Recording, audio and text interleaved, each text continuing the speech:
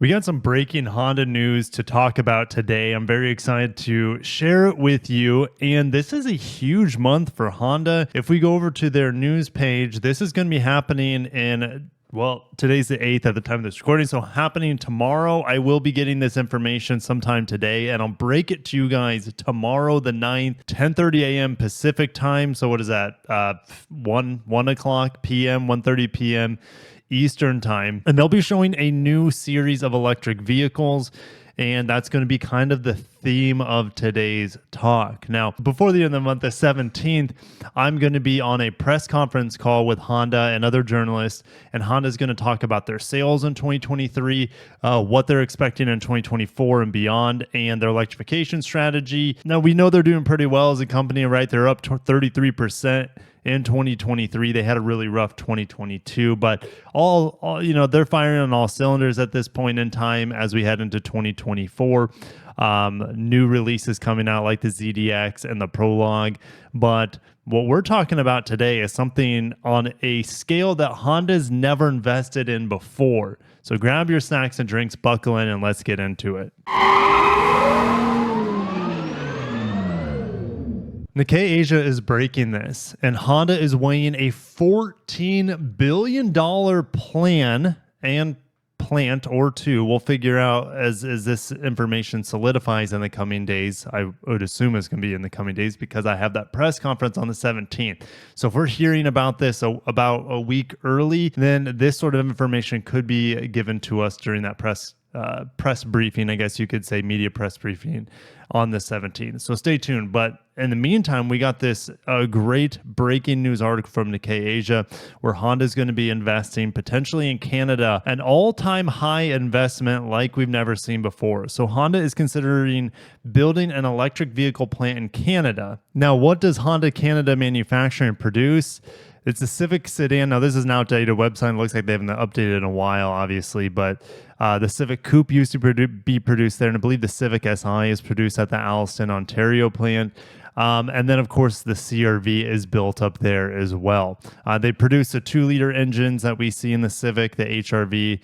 I don't know if that exact engine is seen on the HR-V, but we know that this engine or derivative of it is also seen in the Accord, Civic, and CR-V hybrids. Not only are they going to be building an electric vehicle plant in Canada, they're potentially going to make their own batteries. We know Tesla is making their own batteries finally in their plant in Austin, Texas, where they build the Cybertruck and the Model Y.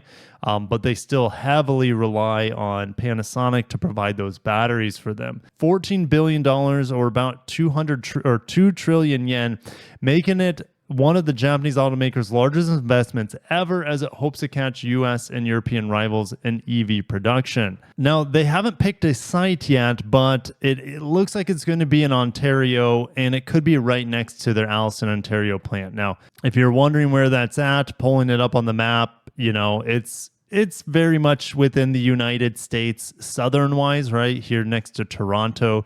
It's very close to Detroit, conveniently, too. Toyota has plants in this area as well. General Motors has plants in this area, too. It's a manufacturing hub for automobiles, so it would make a lot of sense for them to put it there.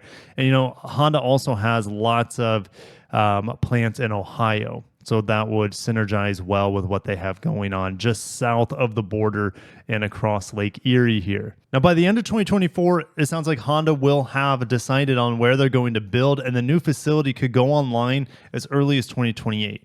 In 2026, we know Honda's e-architecture platform will be up and running using Ultium batteries. LG Energy and Solutions and Honda have a joint venture battery plant in Ohio, and that's where they'll be producing batteries for their first generation EVs. And I'm not talking about Prologue and ZDX. Those are General Motors built automobiles that Honda's contracted those manufacturers to build for them. This is Honda taking things into their own hands and making sure it's Honda quality and Honda-ness built through and through the vehicle, not some rebadging of a Blazer EV or let's say a Cadillac Lyriq EV. Canada's planning on banning gasoline and diesel by 2035. That's really aggressive for them. It's a cold climate in Canada, and so there's also really wide spaces between cities. And I mean, Canada's just like big open, right? Big and open. So the fact that they said they're banning gasoline and diesel in 2035, I'll believe it when I see it, but I think hybrids are going to be important there. And who knows? All we need is a big battery breakthrough. Solid-state batteries, those are supposed to work well in cold climates, and if they can do that, then it makes more sense to go full battery electric if it's affordable, if it's sustainable, and if you have a built-out infrastructure, which Canada is a very big place. So that is going to be a very costly thing to build out an infrastructure for electric vehicles. But time will tell. It looks like Honda also wants to build their plant there.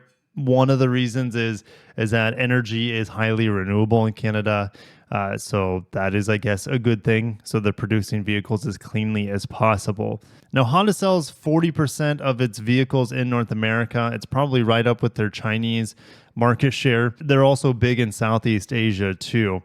But Honda aims to have 40% EVs in North America by 2030 and 80% by 2035. All right, so doubling of their EVs in just a 5-year period. Now, right now, they have 0 EVs on the market in the United States. Well, the Prologue's just getting started off.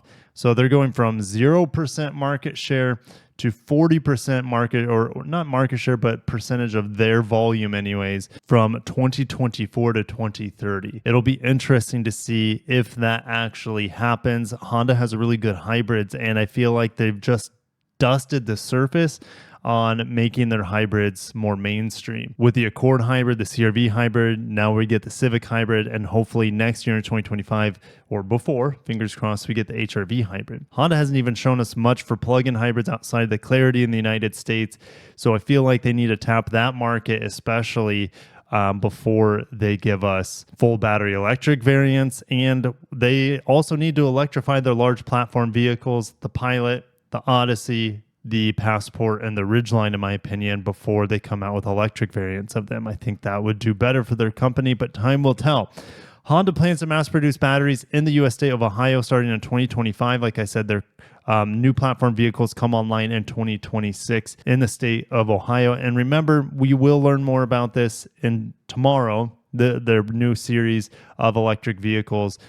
Also, the Honda and Sony manufacturing vehicle, the Afeela car, will be produced in 2026 as well, probably in Ohio. Now, Nikkei Asia reminds us that earlier this year, Honda scrapped their deal with General Motors to develop and sell cars by 2027 that are affordable EVs. That is completely out the window. It looks like Honda, outside of probably the Super Cruise at this point, and outside of them sharing some underpinnings with the Ultium batteries, because right, LG Chem and Honda have that battery plant going on in 2025. Besides that, Super Cruise and maybe some battery technology, it looks like Honda and General Motors are definitely going their own ways into the future, which I'm sure most of you are excited about. I personally am. I want Honda to be as Honda as possible.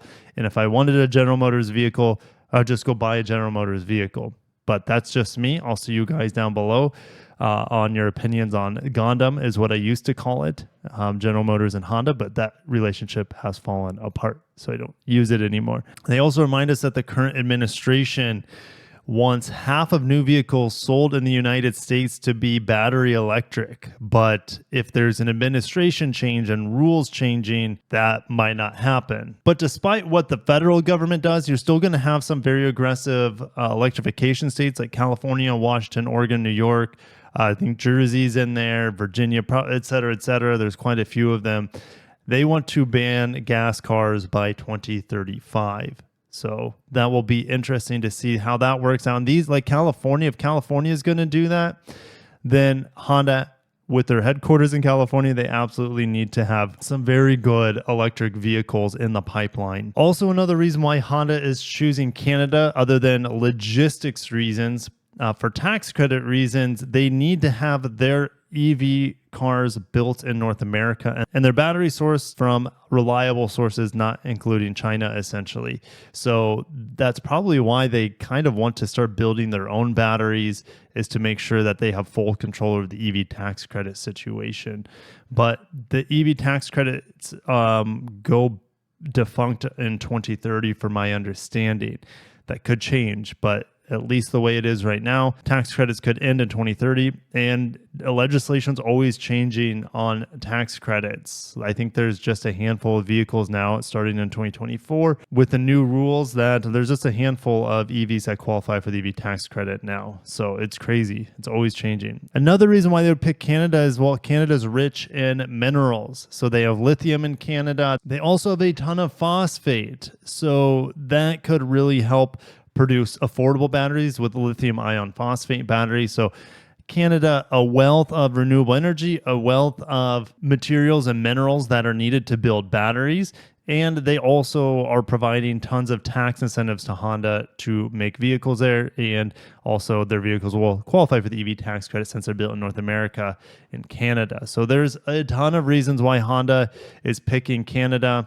I'm excited to see what comes down the pipe tomorrow for Honda. Lots of Honda rich news coming this month.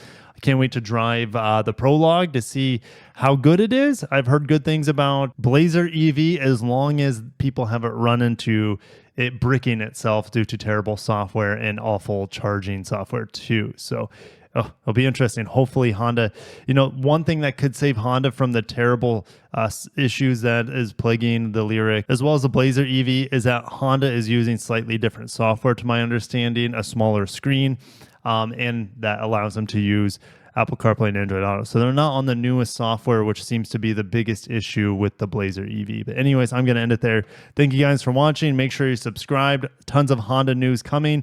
And I'm hoping to get a Honda Minimoto in the near future, like a Grom or a Monkey, to feature on the channel to have some fun on two wheels as well. So make sure you are subscribed for that. I'll catch you in the next one, and peace out.